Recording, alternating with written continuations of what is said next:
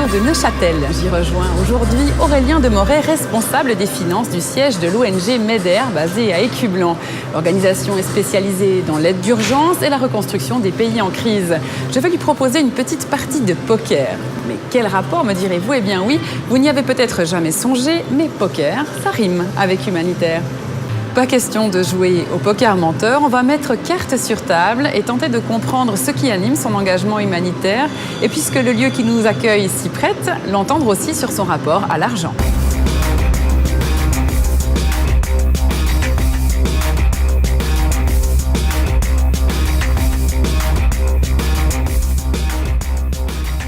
Salut Aurélien. Bonjour Sophie. Est-ce que tu es joueur, dis-moi? Je suis assez joueur et j'aime pas tellement perdre, donc je me prends facilement au jeu. Alors on va voir ça tout de suite. On va commencer par quelques chiffres pour faire un peu connaissance avec toi. Si je te dis 34, 1989 et 6, ça t'évoque quoi? Alors ça m'évoque d'abord mon âge, j'ai 34 ans. 1989, c'est la date de création de MEDER, l'ONG pour laquelle je travaille. Ça veut dire 25 ans en 2014. Et puis 6, c'est le nombre d'années depuis que j'ai commencé à travailler chez MEDER. Alors j'aime bien les chiffres. Et puis c'est pour cette raison que j'ai fait notamment des études à HEC à Lausanne. Et puis j'ai travaillé dans la banque, c'était l'un de mes premiers postes. C'est un monde qui te plaît, la finance, les banques, l'argent? Alors c'est un monde qui me plaisait à l'époque. Maintenant c'est vrai que comme j'ai complètement bifurqué, c'est pas forcément un monde qui m'attire à nouveau. Alors ça on va en reparler, mais avant, on mise?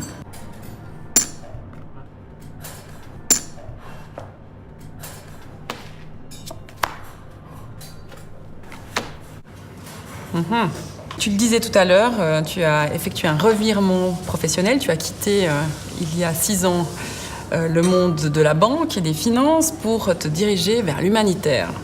C'est un drôle de choix, mais qu'est-ce qui s'est passé dans ta tête? C'est vrai que c'est un drôle de choix. Après nos études, avec mon épouse, on est parti en Amérique du Sud. On a travaillé pour plusieurs petites ONG. Et puis, ça nous a donné goût et on s'est dit, dans quelques années, on aimerait bien faire ça à plus long terme. Et puis après 2 ans de travail dans nos métiers respectifs, on s'est dit que c'était le bon moment, on n'avait pas d'enfants, et puis on s'est lancé. Dans quel domaine tu t'es engagé? Alors d'abord, je me suis engagé comme chef de projet dans un projet à Madagascar, donc dans l'accès à l'eau potable, à l'assainissement, à l'hygiène, et tout ce qui est préparation aux urgences. Et puis par la suite, j'ai repris le poste de directeur national au niveau de la capitale, donc la supervision de tous les projets dans le pays. On imagine bien qu'on renonce à certaines choses. À quoi est-ce que toi, tu as renoncé? De vivre en brousse, on renonce à un certain confort. Et pour moi, c'était une partie difficile. Pas d'eau courante, des fois des mois sans électricité, pas d'internet, coupé du monde. Ce qui est assez fou, c'est qu'on vit des choses, mais de retour en Suisse, on a tendance à oublier. J'ai vécu dans un pays, dans des situations assez simples. Et puis ici, on a tellement tout qu'on a tendance à oublier. Je me rendais particulièrement compte, parce qu'on est en train de déménager, on est en train de faire tous les cartons, et de voir toute cette masse de choses qu'on a, c'est fou. Et je me rappelais, au fin fond de la brousse malgache, je me rappelais d'un vieux monsieur, 60-70 ans, peut-être même plus. Il y en a peu, on en croise peu. Et ce vieux monsieur avait tous ses biens, il tenait dans une petite valise qu'il tenait avec lui. Et voilà, de voir qu'on a tout, ils ont très peu, et il n'était pas plus malheureux que moi. C'est ça qui est fou, de se dire qu'on peut vivre avec beaucoup moins, et j'essaye de vivre avec moins. Et au niveau salarial, on renonce à quelque chose aussi? En travaillant au siège en Suisse, oui. Parce que c'est clair qu'on essaie de minimiser nos coûts, donc on essaie de minimiser aussi nos salaires en Suisse. On donne une partie de notre salaire, si on veut, quelque part. C'est difficile de renoncer à ça quand on a connu une période bien faste quand même. C'est vrai que c'est pas facile. Pour moi, c'est vraiment un combat de tous les jours. Au fond de moi, je suis un matérialiste.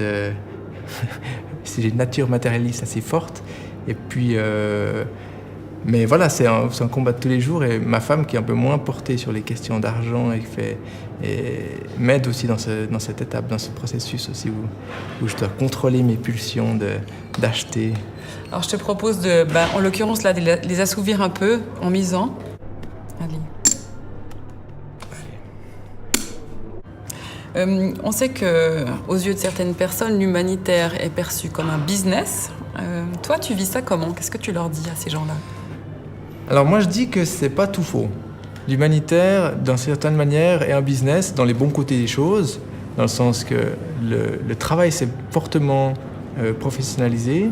Évidemment, il y a aussi des mauvais côtés. Il y a la course au financement, il y a la compétition, la concurrence entre ONG des fois sur le terrain.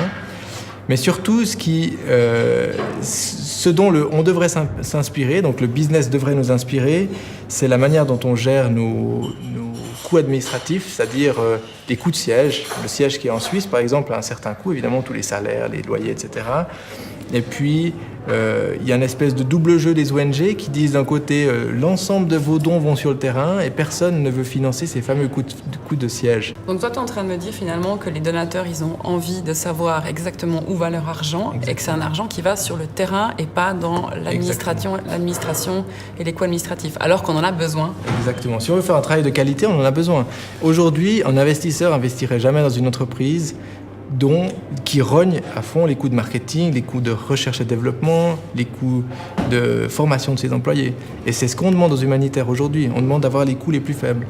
Alors, à mon avis, c'est une erreur. Et on devrait inverser cette tendance.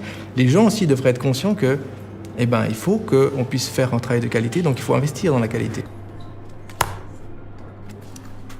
Je te propose de faire tapis, comme on dit. On va tout miser. Donc là, c'est qui tout double, hein. Aïe, aïe, aïe. Allez. Et si, Aurélien, tu remportais le jackpot, qu'est-ce que tu en ferais très honnêtement? Je la rejouerais, évidemment. Non, plus honnêtement, l'argent est pas un but en soi, mais un moyen.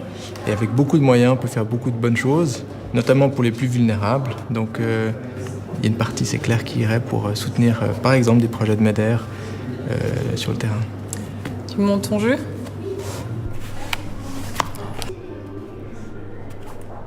Je crois que la loi du plus fort a parlé, c'est toi? Je crois que c'est moi, avec ces 5 cartes. Bon, merci Aurélien d'avoir accepté de jouer au poker avec moi. J'y ai laissé toute ma fortune, hein. Ça m'a coûté très cher. Oh, merci pour ce don généreux et merci au Casino de Neuchâtel de nous avoir accueillis aujourd'hui.